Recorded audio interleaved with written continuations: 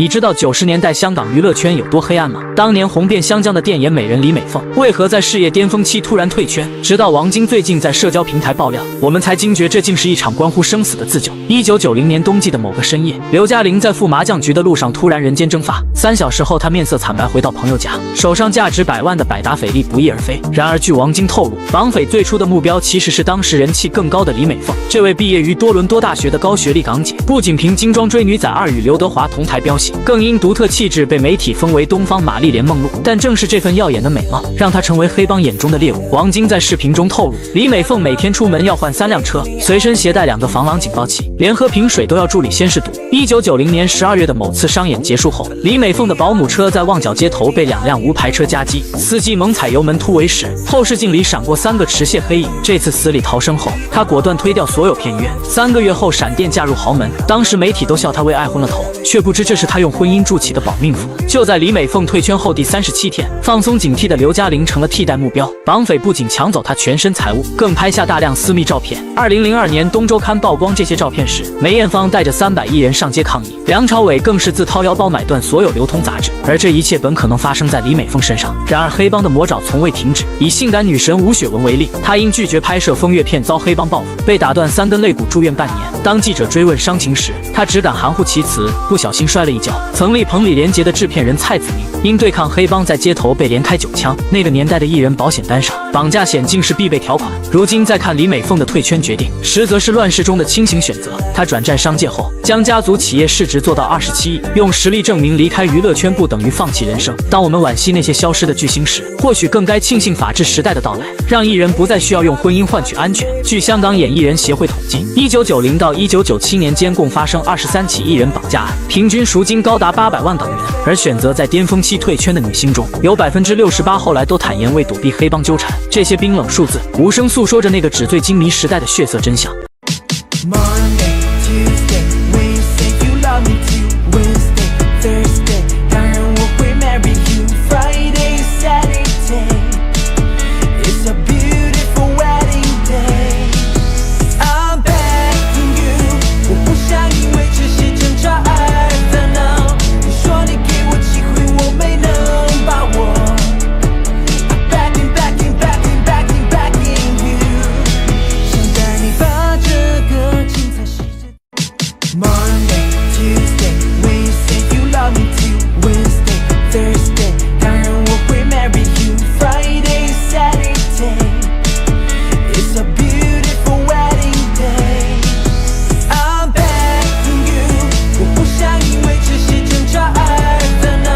我哋今日呢位嘉賓咧嚇，佢都係一個咧好經得起考驗，中意咧挑戰極限嘅人嚟嘅。真係，佢每次拍戲都好認真嘅。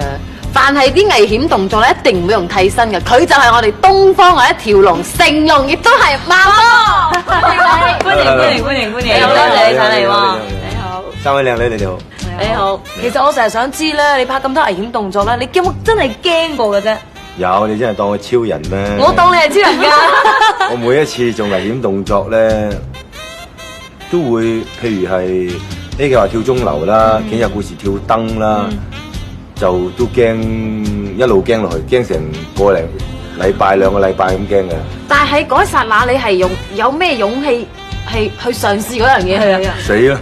即係諗住去死，諗住死。唉，是但啦，係。咁有冇呢一個你係最驚嘅咧？最驚警察故事跳燈啦！跳燈，因為我哋要將人哋嘅燈搬咗先，將我哋自己嗰間燈吊上去，跟住 set 爆炸 ，set 燈片。咁啊，每日要揾人睇住，因為嗰度係廣場嚟喎，成日有人出入入，你要保護人哋唔好受傷，唔好跌落嚟喎。咁啊，到後邊真係要插燈，點知咧乾電池打唔起嗰間燈啊！唔拍又唔得啦，就係死期嚟嘅。即只係插咗大廈啲濕電，呢個後果就係如果我一電咧，我就會電死。中間咧，我可能一電就會跌落嚟。但我哋香港人拍戲咧，你話成功又好，失敗又好，就係到咗後面就係點咧？是但啦，嚟啦，即係咁嘅，唔係人哋唔驚死嘅咩？係啊，冇人唔道理噶啦。嗰陣時差唔多有400幾個臨時演員，為咗呢場戲又差唔多嘥咗嗰盞燈，都嘥咗120幾萬。咁你話唔拍喎，唔得噶嘛。但係你條命一定係係啊貴過係啊我危險㗎。唔係啊，我自己個命都幾賤嘅，即係我自己做導演又唔會諗到呢一樣嘢，就諗到快啲拍完佢，唔拍又唔得。咁啊我都諗咗好多咩啊reason 啊，即係哎呀可以拖就拖，點知拖到天光。咁我就話12部機，我話你見到我個頭點頭，你開機啦。有15部機擺喺度。有時震一震你唔係你聽我講啦，你聽我講，我未準備，我一上去一望，哇，75尺乜都冇喎，個人驚落嚟，咁我對住個天花板，我話Jackie我得㗎，Jackie我得㗎，唔好驚唔好驚，我唔好望低，咁我就睇住上面，咁上面仲有一個攝影師喎，嗰啲汗就佢就咁揸住部機半個鐘頭，就咁揸住，佢仲震過我，卒之咧，我準備嚟嗰陣時，有一個人走上嚟咧就大哥，我哋準備好晒啦，咁啊有一樣嘢塞落我褲袋。佢走咗之後，我攞出嚟一睇，護身符嗰啲符啊，好白，佢知我唔迷信噶嘛，我又唔拜神，我又唔燒香噶嘛，咁佢塞咗落嚟，我突然間，好啦，擺翻佢啦。咁多人鼓勵你就，咁我上去，我通常做危險動作，我哋咧通常係喐下啲頭咁啊。我上去之後咧，我就喐，跟住開機，一開機我想話。咪住都未講，但係已經15部機一齊開，有啲 high speed 啦，跟住我死啦，咁我撲出去咯，真係成功咗，好開心啊！好成功啦！咁你曾經喺一個廣告度咧就講過，成功咧係靠實力嘅，完全唔係同運氣冇關係嘅。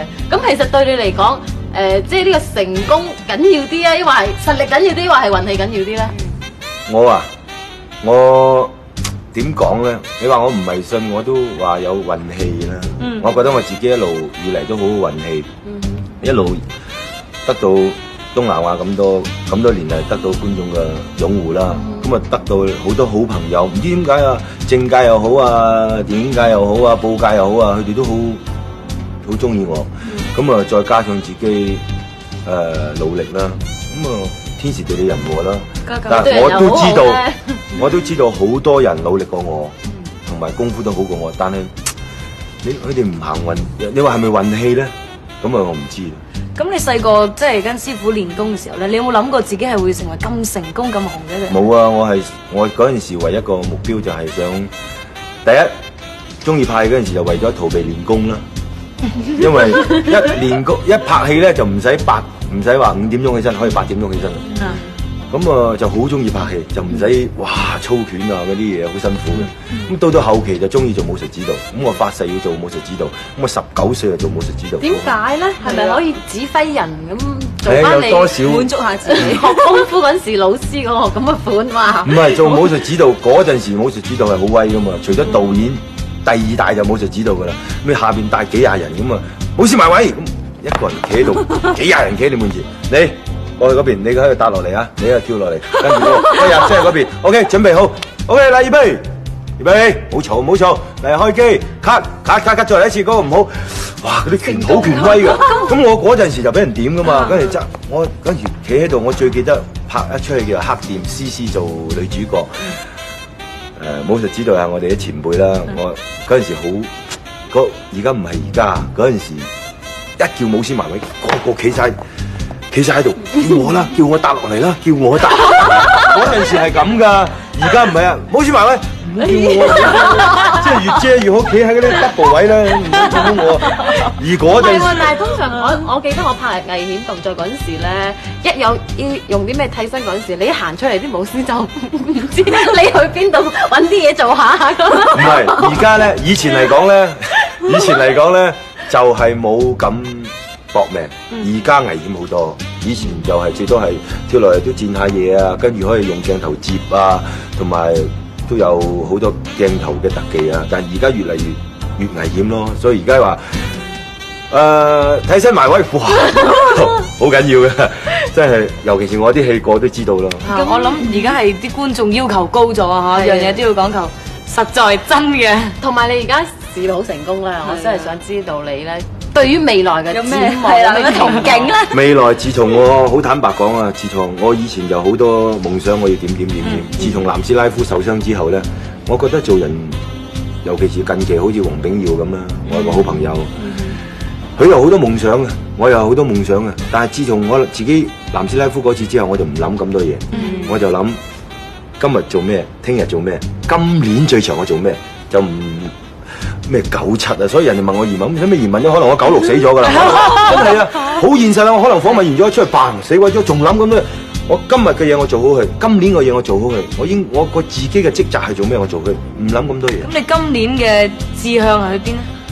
等陣先，呢啲咁精彩嘅問題，梗係要我哋留翻廣告之後先問你啊。好啊。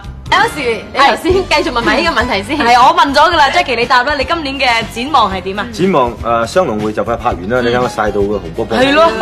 雙龍會就拍完啦，而家就開咗警察故事，10月尾就開雙龍故事，跟住就係好多人叫我孟波，所以角色俾我做，我記住。好多靚女嘅到時。頭先阿嘉玲就話咧，廣告之後咧，即係先答啲咁精彩嘅問題啦。咁其實我哋跟住落嚟呢一部分嘅問題先至係精彩嘅啫。咩我哋想講下你感情生活點解個個都對愛情嘅睇法。點解個個都咁中意問我呢個問題啊？好簡單啫嘛，因為你俾人一種好堅強、好好有安全感嘅感好覺。得女仔中意嗰係啊，種，而且俾人嘅感覺咧係好神秘嘅，你知唔知？笑咗乜樣喎？笑咗我直情我哋怕醜啊！俾你講到但真係嘅，因為你俾人一個真係好神秘，唔係神秘得嚟好似好睇得透嘅人，而女仔咧就覺得究竟佢即係如果係我身邊嘅男朋友，佢係一個點樣嘅人咧？我諗孟波咁嘅樣咯，即係係孟波咁嘅樣啊！忍笑口花花。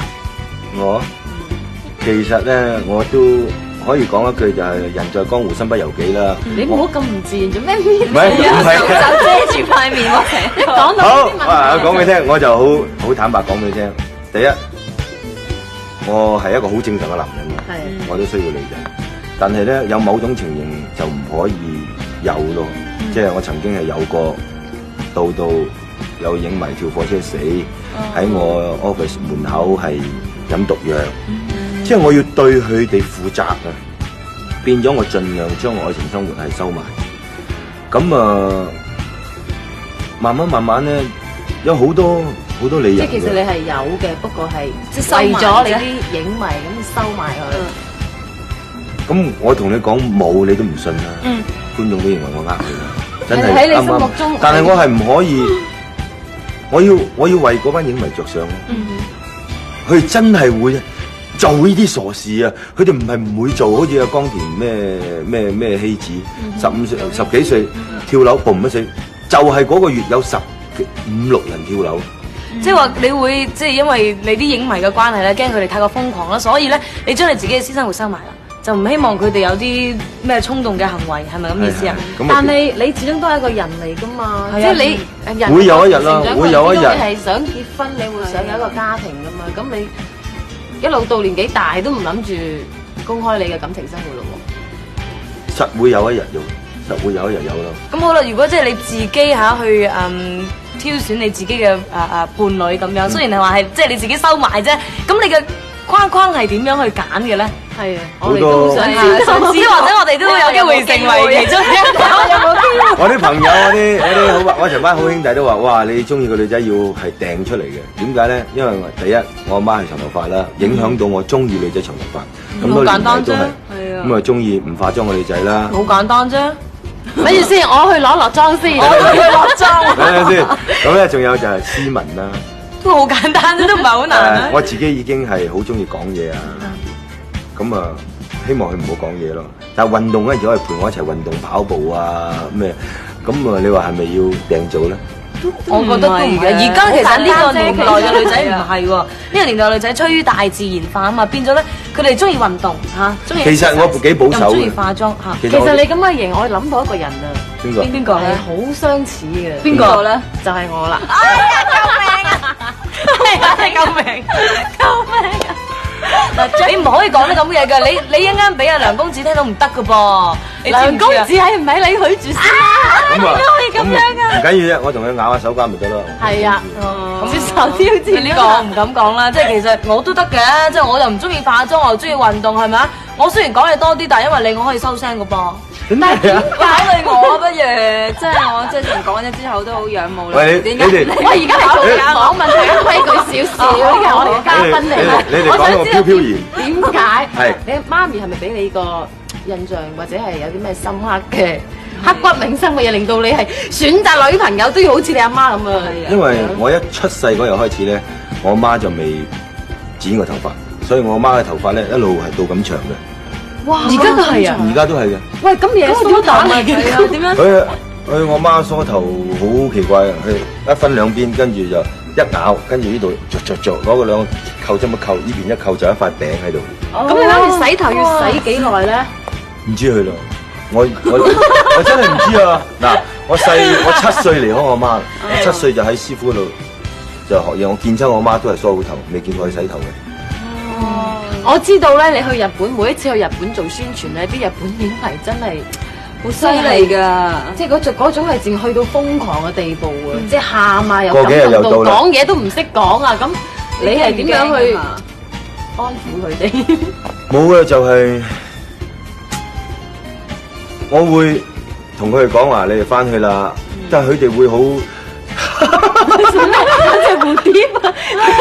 呢度有隻蝴蝶經過 ，sorry 對唔住，隔離個咩話？咁啊，我會同佢哋講我話你哋翻去啦，佢好聽話咯，佢又好聽話。但係如果唔走咧，我諗都唔食飯又唔走我理唔到咁多啊，理唔到咁多啊！最熱天就好啲，最慘冬天嘅，着條裙着對絲襪就喺嗰啲冬天雪地咁企喺度，咁我會送啲嘢出去俾佢哋啊，就流眼淚噶啦。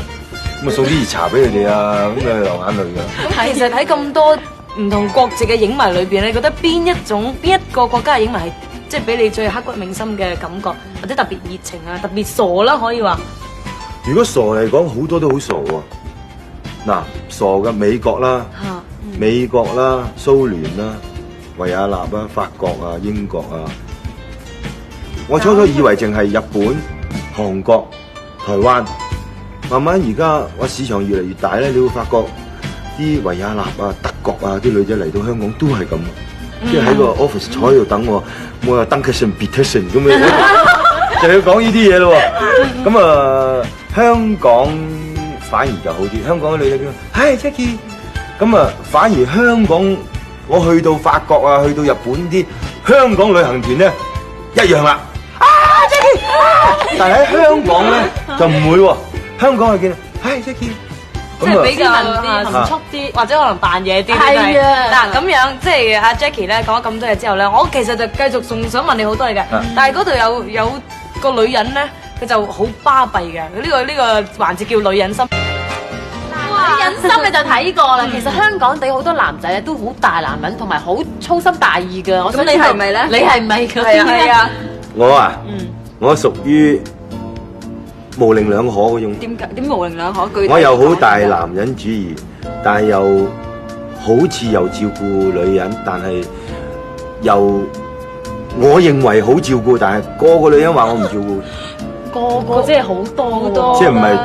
即係唔係？我即係永遠我得翻嚟嘅結果，佢就會鬧我啊！覺得你唔夠細心。咁但係佢有乜嘢實質嘅例子話，即係你唔夠細心啊？你舉幾個例子嚟聽下先得㗎。咁虛無縹緲嘅你講嘢，一個波唔知拋到邊度嘅。即係講翻，即係以前嘅女朋友啦，即係話可唔可以淨係我同你食飯啊？唔可以唔同你班兄弟一齊得唔得啊？可唔可以你唔好去睇片啊？陪我啊咁啊！係啦，咁啊，仲有就係佢嚟，即係着晒高踭鞋嚟探我，但係我喺度開緊谷，即係度緊橋啊！我喺度坐下先啦，我喺度度咗成個鐘頭之之，咁我走先啦，我話拜拜啦。咁樣咧，係我啲兄弟，喂，大哥你係咪應該送下人哋？啊係喎，咁我去電梯，原來落咗電梯，咁算咯，咁所以打個電話嚟。係咁先啦。唔係，我諗你唔需要我，你嫁咗俾班你嫁咗俾你班兄弟啦，收咗錢我。咁我覺得個情形就話，因為你揀呢啲女朋友唔適合你啫喎。因為第一佢識你嘅時候，應該你如無意外已經係成龍啦，係咪？已經係 Jackie 啦。咁變咗佢應該知道你嘅第一，你嘅生活係好忙嘅；第二，你係要導演好多戲，要傾劇本啊，要去見你班兄弟，一定要做啲咁嘅嘢㗎。即係佢根本唔明白你點可以同埋你喺埋一齊咧。係咯。考慮我啦，唔好諗啦。唔係，咁我本身嚟講咧，我就係事業為重啊。咁我就係乜嘢冇嘢可以緊要過我自己嘅事業。任何一個冇人可以騷擾到我嘅，我最緊要第一就事業。咁我就唔會去嘥時間去了解一個女仔。我成日同我女朋友講，你去了解我。咁樣咪好自私咯。係啊。咁你當一個女仔係男人喎咁樣一件咁消遣下嗰啲咁，我唔知點講廣東話，但係你冇感情喺度嘅啫。咁我相信日子內一定有感情嘅。係啊，嗱，咁既然你係有感情啦嚇，我哋當你一日24個小時，你4個鐘頭瞓覺啦，20個鐘頭啊，裏邊18個鐘頭你攞嚟做嘢，咁2個鐘頭裏邊你都要 show 下你嗰啲感情出嚟㗎。唔係，我係咁樣我一做嘢嗰陣時，我可以唔記得。我譬如我同你一齊啊，我唔會記得你嘅。我喺度做，等我行街，一對鞋幾靚喎，買俾你，仲有，之後我係咁樣，我唔會有啲細微嗰啲關心嘅。咁你但係我絕對唔會記得你生日，我絕對唔會記得你。死呢個我覺得唔係好大嘅問題，最緊要就係我送花俾你啊！我送花俾你，哎呀你送花俾我，唔係我送啊，係啲影迷送俾我，送俾你。我覺得送花係最嘥錢嘅。你送嗰個花咁㗎？你知唔知送花係好浪漫？我係絕對反對人哋送花俾我嘅。冇人送花俾你，而家係要你送俾你女朋友啊！但係我覺得我情願係買一個絲巾又好啊，因為個絲巾你可以用好耐啊嘛。一個花嘣插喺度 ，one day two days， 謝了，因為假花。咁你買啲假花啫，你買啲靚啲嘅花可以擺一個禮拜㗎嘛。咩情人節嗰度，哇一朵花80蚊一支啊！哇80蚊一支。80蚊對你嚟講，今時今日唔係，我覺得用得所值咯。我80蚊我可以買條絲巾，你可以用好耐。你試下買俾我睇下，80蚊買邊度買？女人街都買唔到啊！你對金錢，你啲女朋友金錢嘅觀念啊，好坦白，以前我為錢而拍戲，我一定要賺錢。咁當我發覺錢啊太多之後咧，已經係一個數字遊戲。咁到我而家嚟講，我幾幸運就係，你話我話冇錢冇人信啦。咁我而家已經係唔為錢拍戲，我為興趣而拍戲，我為一個目標去拍戲，我可以講係為我自己中國人又好，為我香港人又好，我將我個電影我帶到更多市場，更多人識我。咁咧我就更開心過，即係我今日嘅地位係好多錢係買唔到翻嚟。所以我好愛惜自己係2年拍一部，1年拍一部，唔好我唔拍，我唔會1年拍10部。貴精不貴多咯嚇，咁我想問下啦，即係雖然你係貴精不貴多，你係事業心重啫。如果真係有個女仔好死心塌地咁對你，又講翻女仔好，我中意講呢樣嘢啊嘛。咁咧而且咧佢咧又好明白你嘅生活圈子啦嚇，佢唔會話要你去陪佢，嫌你啲兄弟啊，或者係要你陪佢食飯啊，送花佢唔需要。你係點樣佢係接受，呢個最緊要嘅 basic 嘅條件嚟㗎，啱唔啱啊？中意一個人係咪？好啦，你係點佢係接受，咁你會唔會考慮娶佢咧？會嘅，但係你又擔心咧，即係你公開咗你嘅戀情之後咧，點解你哋即係我可能唔啱啦，但係即係我講我嘅意見，唔係講晒應該係咁做，我講唔好教壞人哋，即係我講得我覺得我個人嘅意見啫，我個人意見就係我今日我同你一齊喺一齊咯，唔可以一齊咪分開咯，你可以有眼見到嘅，今日電影圈有名嘅結婚離婚太多啦，而唔出名嗰啲亦都好多啦，你已經知道呢個社會啊，任何國家咩離婚案係好多，咁結嚟做乜嘢咧？啱唔啱啊？最贊成你咁講，我就唔贊成2個人一齊開心嘅啫，呢個都係。但係至緊一樣嘢就係專唔專一。當你同一個女仔喺一齊嗰陣時，你唔好再去望第二個女仔，你唔好真係好似孟婆咁樣咁。但我又唔同意喎，即係我就絕對即係同意我個老公，我亦都講過好多次啦。即係如果佢係想即係出邊有啲其他嘅朋友咧，你去啦，因為我相信我自己咧嚇，如果係要同佢所識嘅女仔比起上嚟啦，我一定會對佢好過任何一個人。真係㗎。好啦，而家各人有各人嘅思想咯。既然我哋咁多唔同嘅思想之後咧，跟住咧呢一個成功女士咧，佢有佢嘅思想喎，睇下佢做生意嘅手法有咩秘訣啊？香港又貴，对，你們看看你們想去哪裡？你來說，不行的，真的不行，香港很難啊。是啦，哦，定一下香港的酒店吧。哦，可以啊，因為我覺得地理位置一定要好，然後房間要大是最重要的。很貴哦，很難哦。我們去香港是1人1個房間嗎？是住酒店還是住哪裡？酒店，香港比較少有民宿。所以那是在九龍呢，還是在什麼香港啊？我想在香港會比較方便一點吧。我覺得只要視野好，關鍵是周圍有好吃的，交通方便。對，我覺得主要房間稍微大點就行，因為行李放不下。哎，嘉玲姐在香港多久了？45年。姐跟誰合作的最多啊？梁家辉，张国荣。我觉得就是香港的演员离我们很远很远。为什么？你们的业务能力很强，然后你们又不经常出来抛头露面，所以角色也就代表了你们在一直延续着，然后大家都会觉得见不到你的人呐、真人秀啊。对，为什么？有一些人是不出来了，张学友啊、周润发啊，我都替那些节目组问过他们几次了，他们绝对不会参加。为什么呢？他就是专心的拍电影啊。因为你叫我老公来参加，吓都吓死了，然后肯定不好玩。你们都在讲，然后他一个人都不讲。但是他的精神世界很丰富啊，他在书里面、电影里面，可能比我们要宽大很多，充实。张丽姐啊，那是谁的家？我好像觉得周星驰应该住在这边的哦。完了，你透露了。哎，没有，他的全香港人都知道，他住的是天比高，他住了一栋。哦，大家都知道那个地方也是游客可以去的。啊，哇，那个水快拍下来！哎呦，那个太漂亮了，刚刚有一条船过去。我们一起拍一个合照。靠近。果然是你太神气。现场的辩题为结婚是否要门当户对，正方观点为需要，反方观点为不需要。我的观点是，其实我的一生都是反方的，但是我现在的观点是正方的。为什么？因为我所有的过去都没有门当户对，那么到了现在，我个人认为我长大了，我经历了很多，我觉得还是要门当户对，在一个 level 上交流起来更加共同的。说完了。看到刘嘉玲自掏腰包请繁花团吃豪华大餐，才发现港圈艺人有多大方重情义。费用会招出吗？不会，我们够用的。那我们这里买一包，可以，黑胡椒饼干，可以。要知道节目组每站提供的旅行经费只有2万5，所以在上一季的时候，庆乃吃鱼才会被李小冉阻拦。然而最后一期轮到刘嘉玲当导游，在这寸土寸金的香港，她却一点没省，直接带队去高档餐厅，就算是自掏腰包也要让姐姐们尝下马来西亚菜。为了让大家吃好喝好，作为东道主的刘嘉玲非常豪气，直接安排了一整张菜单，前菜是新加坡特色沙拉，正菜都是螃蟹龙虾为点缀的大菜。人均吃货的繁花团这回可以大饱口福了，就连最能吃的庆乃都感到了美食压力。这是我们全部要吃完的吗？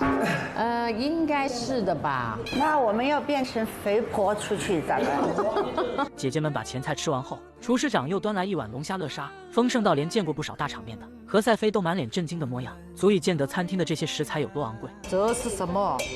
龙虾。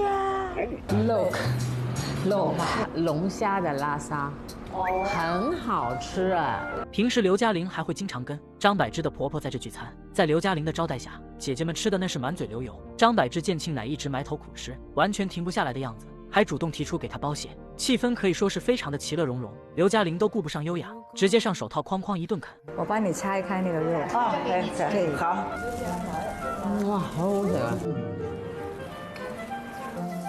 好好吃。这一季庆乃可以说是苦尽甘来，刘嘉玲、宁静、张柏芝都很照顾她，好吃到大家也都顾不上聊天放瓜，完全沉浸式埋头干饭。中午才吃完马来西亚大餐，晚餐则安排在了都爹利街高档法餐厅。光看精致的摆盘就知道经费在燃烧，可刘嘉玲根本不在乎，只一味的点菜上菜，让大家多吃点。应该很不错的，他这个厨师很厉害的。怎么着？现在姐妹们没有，我们慢慢聊嘛，我们还开始吃头盘啊。第二天刚好是邵子恒的生日，刘嘉玲就特意订了大包间替他庆生。总之小气的事情刘嘉玲做不出，所以在大家看到房间的那一刻，都忍不住惊呼起来，豪华程度连宁静都赞叹的地步。哇，这些东西漂亮，好好看啊！这个往里走还有专属的唱歌房，甚至还为弟弟精心准备了气球蛋糕。不仅场景布置的温馨漂亮，就连生日饭也都是高规格，龙虾鲍鱼还有拔蚌乳鸽，吃的寿星和大伙都很满意。哇，好漂亮！这个好好吃，好好吃啊！它烧的还有汁，很汁，太好吃了。